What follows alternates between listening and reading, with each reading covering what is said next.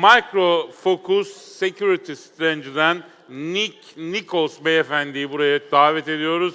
Nikols sizlerle buluşuyor. Thank you very much. Pleasure meeting you. Thank you.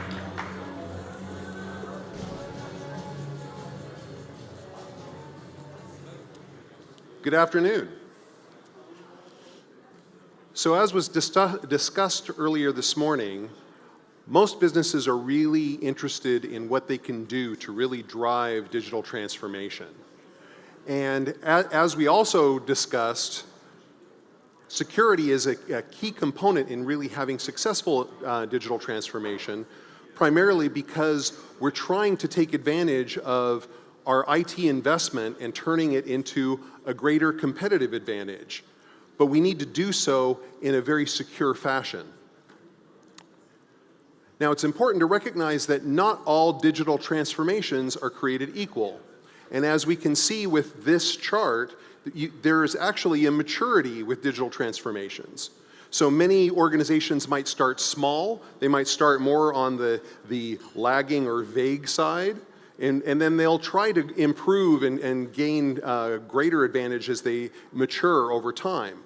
As we start getting to more sophisticated digital transformation efforts where we're really trying to provide greater quality of service to our customers or provide deeper innovation within our organizations, then it really becomes much more important to really drive security as part and parcel of that overall effort.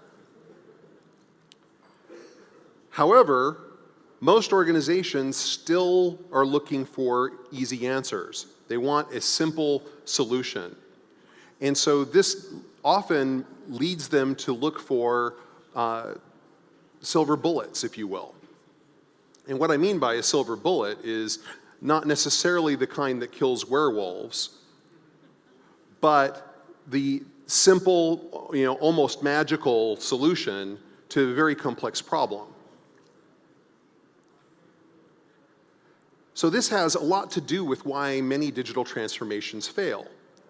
Often, instead of getting down to root cause as to what's going on within the business, many organizations will look at a digital transformation effort as a means of solving their problems with their struggling business. And actually what they should be doing is looking at the deeper causes of why their business is struggling and then engage in more of a digital transformation endeavor. But also, they're looking at this as a plug-and-play, sort of activity. And this is also kind of lined up with this whole issue around thinking about this in terms of silver bullets. So if I'm trying to apply digital transformation as a silver bullet, then I'm not looking at the whole picture. And so then I'm setting myself up to fail. Also, a lot of these activities are not hardwired into the business strategy or the key processes that are really driving the business forward. So if we're doing this as an add-on and not as part of the actual process, then we will struggle and we will have a hard time succeeding. And then lastly, executives often get too focused on the shiny thing, if you will. They see this new effort as something that's exciting and sexy, and they end up paying too much attention to one aspect and they're not looking at the big picture. And so they lose focus on the rest of the issues or the rest of the problems that need to be addressed as part of this. And these efforts that we're talking about, these reasons why many digital transformations fail, is something that Harvard Business Review went through an in-depth study to really discern that we need to take a look at this from a much broader perspective. I would also say that as part of that, security, risk, and governance is a vital aspect to successful digital transformation. Now, we already know that a lot of boards today have this in top of mind. This is a top concern, but still this is being treated as a cost center problem. I need to throw investment to fix the problem so I can minimize my risk, but I'm not necessarily looking at how this can be really leveraged to facilitate the transformation of my business as well. And some of the ongoing news that we keep hearing about, all these cyber damages, are definitely part of the reason why organizations are struggling with this and why this is such a top of mind issue. And of course, in order to make that investment, the damages themselves are far outpacing any kind of investment that an organization can make. And as you can see here, we've spent over $6 trillion annually in cyber damages, or we've incurred $6 trillion in cyber damages, but we've spent only $1 trillion. So it's very hard to keep up from that perspective. So we need to do something better. And also, as the cyber damages continue, we're not just incurring cost from that perspective, but we're also incurring reputational risk, and we're finally impacting the bottom line, as you can see by these three very well-known examples. Now, this has been driving a lot of investment activity over the last few years. And in particular, you can sort of see here that the amount of money that's been invested in new security startups almost doubled from the previous year. Not quite as many startups themselves, but the amount of money being spent towards this is definitely going up. And unfortunately, what this is starting to drive is more and more silver bullet solutions that we have to deal with. And so when you start looking at what's going on within each organization, they're not looking at this holistically. They're looking at this specifically in an ad hoc fashion, responding to problems rather than making a long-term plan, building out a strategy, or at least formulating an end game. And when you see this build up over time, it becomes very, very difficult to manage. And in fact, most organizations, and we also heard this a little bit on the panel earlier, most organizations only have about 70 different solutions that they're trying to integrate to secure their environments. So take a moment and think about that. How hard is that to try to make 70 different solutions from potentially different vendors even, make that all work together and make sure that we don't have gaps and that we're not missing the real issues that we should be paying attention to within the organization. So point solutions are only addressing a narrow problem. And if you're dealing with lots and lots of point solutions, you're only getting a small amount of coverage, and you're having to try to figure out some way to get broader coverage with all of that and make sure that they work well together. So what ends up happening is that the cost and complexity actually increases over time, but the agility and the effectiveness that we were striving for, we might get a small boost initially, but it ends up deteriorating pretty quickly. And again, while we're doing that, it's just costing us more, and it's becoming more and more complex. So a more holistic approach is definitely required. So one of the things that I like to do is come down to sort of a base level definition.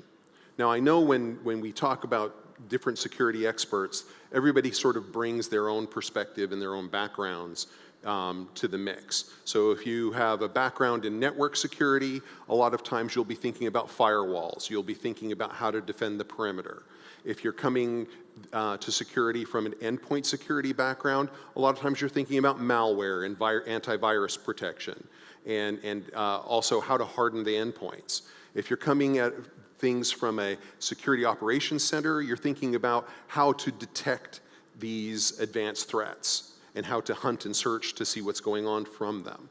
But if we really come down to a base level, we can really think about security in these terms. What are we really trying to do here? I would say that we're trying to enforce appropriate activity. We want to have a good understanding of what is appropriate, and we want to be able to enforce that. And then if you think about it in those terms, you can start to talk about risk in similar context. The risk is really the measurement of potential inappropriate activity in my environment. And what we're really trying to do is minimize that. And so governance now becomes the decision-making process by which we define what is appropriate. So if we can define what is appropriate, we can then enforce it, and we can also measure it. I think this was reinforced multiple times through the different discussions throughout the morning. So if you start to think about this, this is really a process. And this gives us a roadmap to how we can approach these challenges in an effective way and in a holistic way. So we can start anywhere in this process, and we can start going through this in a way where depending on where you are and what kinds of investment you've already made, you can actually dive in. But I'm going to start at the beginning. So if we're just starting to figure out what's going on, the first thing that I'd want to do is really discover what's going on in my environment and start to assess, where I am and what my current state is. So things like inventorying assets, discovering what data I have and where it is, and identifying what sensitivity that data may be. So it's interesting because a lot of organizations have a smaller idea of what data they actually have in their possession and where the sensitive data is than the attackers that are attacking them. And so part of the reason for that has been that traditionally CISOs have actually had a fairly short lifespan. Well, the most recent statistics are that the average career, or the average job, I should say, within a particular organization for a CISO is only 18 months. So it's really hard to know exactly where all the data is and how sensitive it is if you haven't had the time to go look. The other part of this is actually going through and understanding what vulnerabilities we have in our environment. And that includes both what's going on within the infrastructure, as well as if I'm developing new applications, I need to be aware of what vulnerabilities are being introduced in my applications and doing the appropriate vulnerability scanning. Then I need to be able to take all this information and assess what kind of risk do I really have? How much exposure do I have? And then start to make decisions as to, based off of that, how am I going to prioritize my actions? Now, keeping in mind that this is an iterative process. This is something that we're going to do over and over and over again. This isn't just a one and done. And so that means that we need to identify what can we do now and with full awareness that we're going to do more in the future. Then once we do that, then we can start to define policy and start making decisions as to how we're going to tackle this. And then we can start implementing controls, like access governance, where I'm making the decision as to what appropriate access looks like, and then setting up the right entitlements to basically enforce that decision. And that's where identity lifecycle management comes into play, how I'm actually automatically fulfilling those entitlements, and establishing the proper access controls throughout my environment. This is also where I implement controls such as encryption. If the data is sensitive enough, I should be able to employ the right cryptography to ensure that only the right people can even see that kind of data. And then I also need to have the ability to watch what's going on with my applications in my environment to make sure that they're behaving appropriately. And do the effective detection and analysis around this to make sure that I know exactly what's going on in my environment and that I can respond if something anomalous occurs. And this holds true across the entire portfolio, the entire platform, whether it's on-prem or if it's on different operating systems, whether it's containerized, whether it's microservices, or whether it's in the cloud. Now, often what we end up doing as professionals is we end up getting stuck in one plane, if you will, instead of thinking about this as in terms of 3 dimensions. So in this case, what we're talking about here is that maybe some professionals are looking at this from the perspective of identities, and they're playing the complexity of a chess match at that level, but they're not paying attention to what's happening at applications and data. But if you think about this in terms of multidimensional chess, you recognize that these issues can hit you from any of these directions. So you have to anticipate not only what's on your current plane, but what's above and what's below. And so a great way to sort of think about this is that this is actually a relationship, that there's a relationship between identities, applications, and data. And that by understanding that relationship, we can actually start to do some very important things. We can not only secure my environment, but I can also empower my environment. And that also gives me opportunity to drive further digital transformation if I understand this relationship effectively. And then, of course, I need to inspect, detect, and analyze what's going on consistently, because that gives me the feedback loop that I require to really know if I'm making progress, as well as to understand, you know, what is going on so I can react to it effectively and leverage this relationship to provide the adequate response. So a quick specific example of this, if you think about this whole security risk and governance process that I described, is how would you go about defending against breach? Now, I'm sure all of you are familiar with the kill chain. So the cyber kill chain really defines kind of the normal sort of path that an attack goes through, how an attacker gets in, what they do with that attack, and that the fact is that more often than not, they're actually camping out in the environments for a long time to do this kind of exfiltration. So the goal here is really, we want to shorten this kill chain as quickly as possible. We want to be able to throw obstacles in the way to make sure that we can slow down the attacker, but we also want to improve our detection capabilities so that way we can stop this and prevent this from doing further damage, so we can minimize the amount of damage that is caused. And one of the great ways to look at this as another example of this security risk and governance process is the NIST Cybersecurity Framework. So I'm sure a number of you are familiar with that. If not, I recommend you look into it. It's not just, even though it's developed by the United States National Institute of Science and Technology, or Standards and Technology, it's actually something that's being widely adopted internationally. And it's a great process to do very much what I just described. Identify what's in your environment, understand what's going on there, start to implement the right protective controls to inhibit the progress of the attacker, put in the right detective controls so that way we can, you know, really have a good visibility as to what's happening and we can respond quickly. Once we find that an attack is in progress, we can stop it through automated response, and then of course go back to what we're doing with regard to getting back to the business at hand. How do we recover? How do we provide business continuity? How do we provide disaster recovery after the attack has been dealt with? So this is, again, an ongoing process that we can move forward to build up our maturity.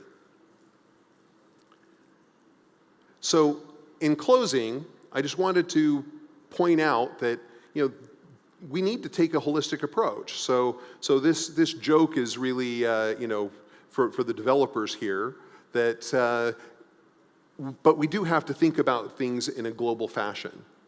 If we can look at this from a holistic perspective, but then iteratively go through each of the necessary steps to provide this broader sense of security, I think that we can actually have a good chance to provide an adequate movement towards a secure digital transformation.